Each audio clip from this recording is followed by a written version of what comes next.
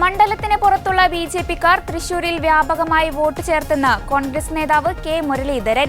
തിരുവനന്തപുരം ശാസ്തമംഗലത്തുള്ളവരാണ് ഏറ്റവും കൂടുതൽ വോട്ട് ചേർത്തത്. സുരേഷ് ഗോപിയുമായി അടുപ്പമുള്ളവരാണിവരെന്നും മുരളീധരൻ ആരോപിച്ചു.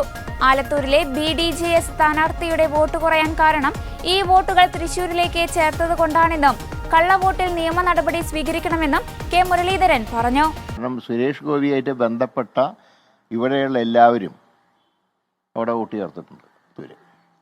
ഇവർക്കൊക്കെ വോട്ട് ശാസ്തമംഗലത്താണ്. കാലാകാലങ്ങളായിട്ട് വോട്ട് ചെയ്യുന്ന Sasthamangalam higher secondary NSS higher secondary വിദ്യാലയത്തിലാണ്.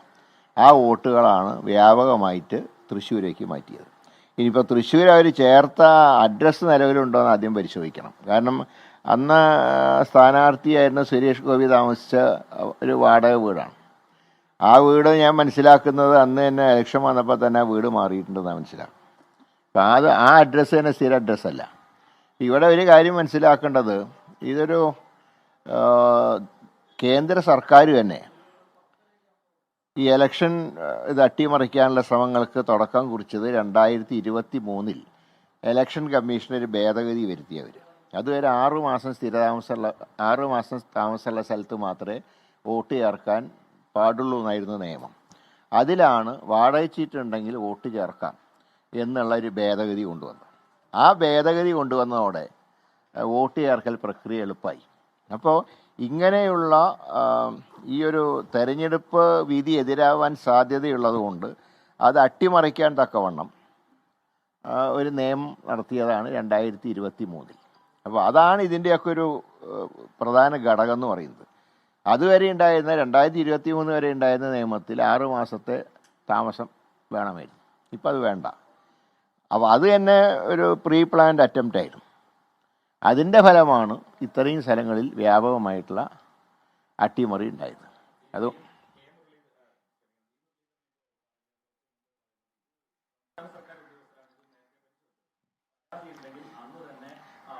അല്ല, തൃശ്ശൂരത്തെ പരാതി ഞങ്ങൾ നൽകിയിട്ടുണ്ട്. തൃശ്ശൂർ പൂങ്കുന്നം ശങ്കരംകുളങ്ങര ഭാഗങ്ങളിലുള്ള ഫ്ലാറ്റുകളിൽ വോട്ടുകൾ ചേർത്തതിനെക്കുറിച്ച് ഇലക്ഷൻ കമ്മിറ്റി റിട്ടേൺ കംപ്ലൈൻറ്റ് കൊടുത്തിട്ടുണ്ട്. പക്ഷേ റിട്ടേണിംഗ് ഓഫീസറായ കലക്ടർ അക്കാര്യത്തിൽ മൗനം പാലിച്ചു. ഞങ്ങൾ പരാതി കൊടുത്തിട്ടുണ്ട്. തൃശ്ശൂർ ഞങ്ങൾ നേരത്തെ തന്നെ പരാതി കൊടുത്തു. ഈ ഏരിയയിൽ ഇപ്പോൾ മാധ്യമങ്ങൾ റിപ്പോർട്ട് ചെയ്ത ഈ വോട്ട് ചേർത്തെല്ലാം നിങ്ങൾ പരിശോധിച്ചാൽ അറിയാം. അത് ഞങ്ങൾ അന്നേ പരാതി കൊടുത്തിട്ടില്ല. അതുകൊണ്ട് പരാതി നിലവിലുണ്ട്.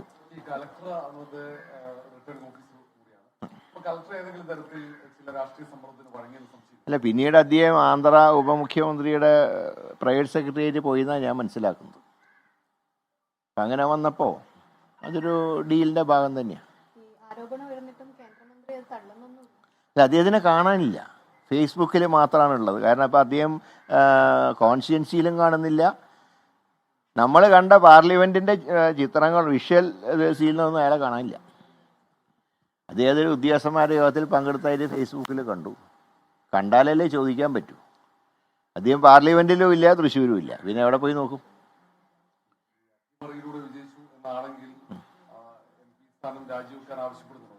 അല്ല, അദ്ദേഹത്തിന് ഒരു ധാർമ്മികമായിട്ടുള്ള ഒരു ഇതുണ്ടെങ്കിൽ അദ്ദേഹം രാജി വെക്കണം. കെ മുരളീധരൻ മാധ്യമങ്ങൾ കാണുകയായിരുന്നു. തൃശൂരിൽ വീണ്ടും തെരഞ്ഞെടുപ്പ് നടത്താൻ കമ്മീഷൻ തയ്യാറാകണമെന്ന് മന്ത്രി വി ശിവൻകുട്ടി പറഞ്ഞു. തൃശൂർ മണ്ഡലത്തിൽ കള്ളവോട്ട് ചേർത്തുവെന്ന് വ്യാപക പരാതി തെരഞ്ഞെടുപ്പിന് മുൻപും ശേഷവും ഉണ്ടായി. 30,000-നും 60,000-നും ഇടയ്ക്ക് കള്ളവോട്ട് മണ്ഡലത്തിൽ ചേർക്കപ്പെട്ടിട്ടുണ്ട്. തെരഞ്ഞെടുപ്പ് കമ്മീഷൻ തൃശൂരിൽ വീണ്ടും തെരഞ്ഞെടുപ്പ് നടത്തണമെന്നും കൃത്യമായ വോട്ടേഴ്സ് ലിസ്റ്റ് തയ്യാറാക്കണമെന്നും വി ശിവൻകുട്ടി ആവശ്യപ്പെട്ടു. സത്യസന്ധമായ വിശദീകരണം നൽകാൻ കഴിയാത്തതുകൊണ്ടാണ് സുരേഷ് ഗോപി മൗനം പാലിക്കുന്നത്.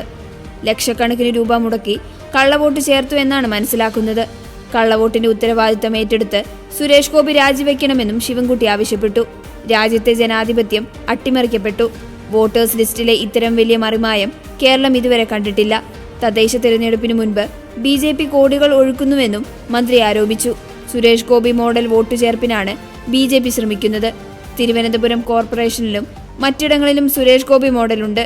ഒരു നിമിഷം പോലും സ്ഥാനത്തിരിക്കാതെ സുരേഷ് ഗോപി രാജിവെക്കണമെന്നും വി ശിവൻകുട്ടി ആവശ്യപ്പെട്ടു. കമ്മീഷൻ ചെയ്യേണ്ടത് ഇവിടെ ഒരു റീ ഇലക്ഷൻ നടത്തണം. ന്യായമായിട്ടുള്ള സത്യസന്ധമായിട്ടുള്ള വോട്ടേഴ്സ് ലിസ്റ്റ് തയ്യാറാക്കണം. സുരേഷ് ഗോപി ചെയ്യേണ്ടത്, അദ്ദേഹം ഇതുവരെ ഇതിനെ സംബന്ധിച്ചിടത്തോളം മൗനം പാലിക്കുന്നു എന്ന് പറഞ്ഞാൽ അതിൻ്റെ അർത്ഥം അദ്ദേഹത്തിന് ഈ ആക്ഷേപങ്ങളെ സംബന്ധിച്ചിടത്തോളം ഒരു സത്യസന്ധമായ വിശദീകരണത്തിന് വേണ്ടി കഴിയില്ല. ലക്ഷക്കണക്കിന് രൂപ മുടക്കി ഈ രൂപത്തിൽ കള്ളവോട്ട് ചേർത്ത് അതിൽ നിന്നാണ് വിജയം നേടിയെന്നുള്ളതാണ്. ഇതിൻ്റെ ഉത്തരവാദിത്തം ഏറ്റെടുത്തുകൊണ്ട് അദ്ദേഹം രാജിവെച്ച് അടുത്തൊരു തെരഞ്ഞെടുപ്പിന് താല്പര്യമുണ്ടെങ്കിൽ നേരിടുക എന്നുള്ളതാണ് ചെയ്യേണ്ടത്.